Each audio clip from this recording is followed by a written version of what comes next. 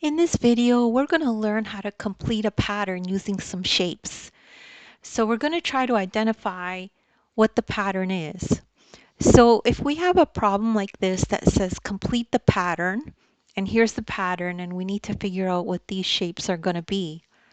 So step one is to determine the pattern. The first three shapes are pink circle, blue rectangle, and green triangle.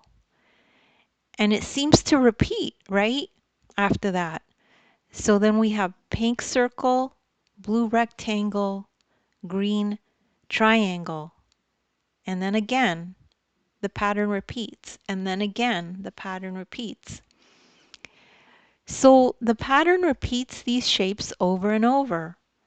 So the complete pattern is going to be made complete by filling in pink circle, blue rectangle, and green triangle in the blank space.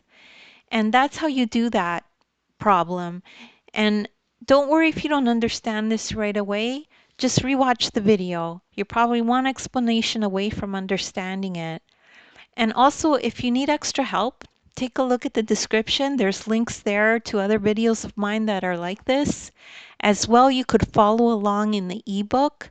In the ebook, you can download it and you can find in there this exact lesson, and you can follow along in the lesson as you watch the video.